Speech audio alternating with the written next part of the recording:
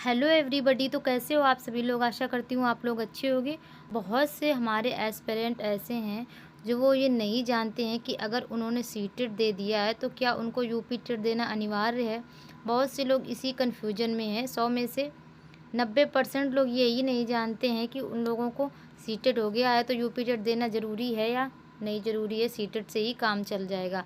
तो आज अपन इसी मुद्दे पे बात करेंगे कि क्यों यूपी टेट देना ज़रूरी है। जिसका सीटेट पास है वो भी यूपी टेट दे तो क्यों दे, और जिसका यूपी टेट पहले से 2021 में जो पास है उनको भी देना चाहिए या नहीं देना चाहिए, और जिनका सीटेट पास है उनको भी देना चाहिए या नहीं देना चाहिए। ठीक है, तो आप लोगों को पता ही है कि अपना भी यूपी टेट के फॉर्म चल रहे हैं। ठीक है, ओटीआर करके आप लोग इसके फॉर्म भर सकते हैं। तो इसके लिए मैंने 4 पॉइंट आप लोगों के लिए इसमें निकाले हैं, तो आप लोग ये पॉइंट देख सकते हैं। सबसे फर्स्ट है कि पाठ्यक्रम और परीक्षा का पैटर्न में अंतर होता है। सीटेट और यूपी टेट के पूछने में तरीके में काफ़ी अंतर होता है। सीटेट में आप लोगों को पता है, जिसने भी दिया हो, कि सीटेट में पेडागोजी पूछी जाती है। ठीक है, सीटेट में पेडागोजी पूछी जाती है। बट टेड में जो होता है ना, यूपी टेड, इसमें फैक्ट सवाल आते हैं, रटने वाले विषयों पे अधिक जोर दिया जाता है। ठीक है, और सीटेट में जो है अपना पेडागोजी आता है, और इसमें एससीईआरटी की सीधे प्रश्न पूछे जाते हैं। उसमें एनसीईआरटी, देन इसमें एससीईआरटी से प्रश्न पूछे जाते हैं। पहला अंतर तो ये हो गया। देन दूसरा अंतर अपना ये हो जाता है कि सुपर टेट की तैयारी। उत्तर प्रदेश में सहायक अध्यापक बनने के लिए आप लोगों को सुपर टेट की परीक्षा पास करनी होती है। यूपी टेट का सिलेबस और सुपर टेट का सिलेबस काफ़ी मिलता जुलता है फ्रेंड्स। यूपी टेट से देने से आपके राज्य स्तर की एक तैयारी का एक तरह से रिवीजन हो जाता है और आगे चलकर फाइनल सिलेक्शन में मदद करता है। इसका सीधे से ये मुद्दा है, जो यूपी टेट है ना अपना, इसकी और जो सुपर टेट है इसकी तैयारी करने से आप लोग जो उत्तर प्रदेश में उसमें शिक्षक बनने के लिए आप लोगों के लिए यूपी टेट करना अनिवार्य है। ठीक है, और आप लोगों को आगे मैं और डीप से समझाऊंगी। जो भी आप लोगों के मन में सवाल चल रहे हैं वो मुझे पता है, मैं आप लोगों को उसका भी रिप्लाई करूंगी। ठीक है,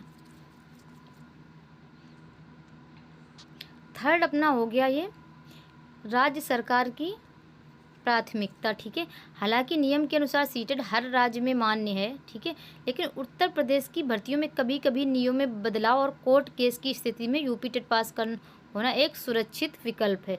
मैंने आप लोगों को बताया था कि आप लोगों का आगे पॉइंट आने वाला है। विकल्प सेफ माना जाता है ताकि भविष्य में किसी भी तकनीकी में बदलाव के कारण आप भर्ती से बाहर ना हो। इसका सीधे से मतलब ये है कि अगर आप लोगों ने यूपी टेट नहीं दिया, ठीक है, आप लोग सीटेट के सहारे रहे, क्या पता जब राज्य की भर्ती निकले उसमें ये कह दिया जाए कि यूपी टेट वाले ही वैलिड होंगे।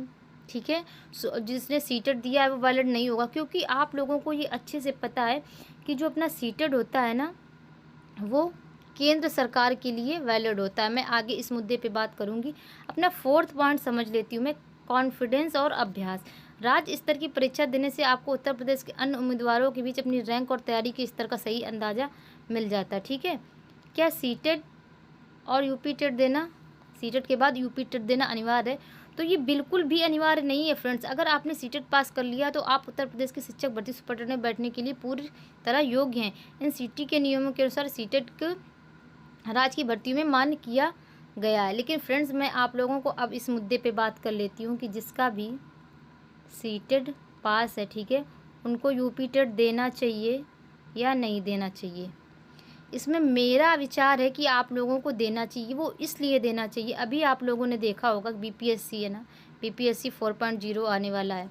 बहुत से राज्य फ्रेंड्स ऐसे होते हैं, अगर उन्होंने कह दिया कि नहीं, मैं अपने ही स्टेट का टेट क्लियर करने वाले जो अभ्यर्थी हैं वो ही फॉर्म डाल पाएंगे। जैसे आप लोगों ने सीटेट किया है, ठीक है, अगर उन्होंने वहाँ पे कह दिया कि यूपी टेट ही मांग रहे हैं आप लोग, सीटेट यहाँ पे नहीं चलेगा, यूपी टेट, तो जिसने यूपी टेट का फॉर्म डाला है वो तो सुपर टेट में वैलिड हो जाएगा, और जो सीटेट के सारे बैठा रहा उसने यूपी टेट डाला ही नहीं तो वो तो फिर यहाँ पे रिजेक्ट हो जाएगा।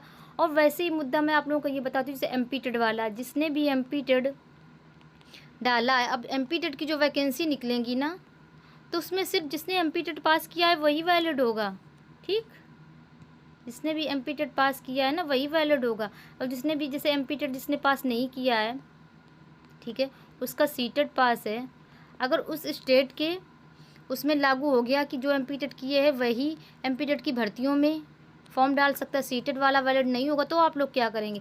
आप लोग सीधे से ये मुद्दा मेरी तरफ से समझिए, आप लोग यूपी टेट का फॉर्म डाल दीजिए, ठीक है। सुपर टेट की वैकेंसी फ्रेंड्स 2027 में आएंगी, तो आप लोग इसकी तैयारी करिए सुपर टेट की, ठीक है। और आप लोगों का जो सीटेड पास है ना, तो वो आप लोग केंद्र सरकार की परीक्षाओं के लिए रखिए, ठीक है। जैसे DSSB हो गया अपना, ठीक है, KVS हो गया, NVS हो गया, ठीक है, आर्मी स्कूल हो गए, ठीक। तो ये आप लोग उनके लिए रखिए। ये मत कहिए कि नहीं 1,000 का 2,000 का फॉर्म पड़ रहा है तो मैं ये यूपी टेट नहीं डालूँ, मेरे पास तो सीटेड पास है। फ्रेंड्स ऐसा आप लोग बिल्कुल भी मत करिएगा फ्रेंड्स। आप लोग मेरे कहने पे आप लोग यूपी टेट एक बार डाल दीजिए, और ये लाइफ टाइम वैलिड भी है। आप लोगों को पता ही है कि लाइफ टाइम ये वैलिडिटी है। अगर आप लोगों ने एक बार पास कर लिया, और जनरल के लिए इसमें 90 नंबर है, आप लोगों को पता ही है कि जनरल के लिए इसमें 150 में 90 नंबर है, ठीक है फ्रेंड। तो आप लोग प्लीज़ प्लीज़ प्लीज़ आप लोग यूपी टेट का फॉर्म डाल दीजिए, क्योंकि आप लोग सीटेट के सहारे आप लोग नहीं रह सकते, ठीक है। आई होप फ्रेंड्स आप लोगों को वीडियो अच्छी लगी होगी, और जो भी लोगों को नहीं पता था कि आप लोग कि मतलब उसमें डालें फॉर्म या नहीं डालें, बहुत से लोगों का तो यही है कि फॉर्म डालें या नहीं डालें, तो आप लोगों को इस वीडियो के माध्यम से मैंने थोड़ा बहुत क्लियर करने की फ्रेंड्स कोशिश करी है। आप लोग चैनल को सब्सक्राइब कर लीजिए और वीडियो को लाइक कर दीजिए, और आप लोगों की जो भी क्वारीज़ हो तो आप लोग कमेंट सेक्शन में फ्रेंड्स मुझसे पूछ सकते हैं, और चैनल को सब्सक्राइब करके अपनी इस बहन को ज़रूर सपोर्ट करिए। चलिए मिलते हैं नेक्स्ट वीडियो में, तब तक के लिए थैंक यू।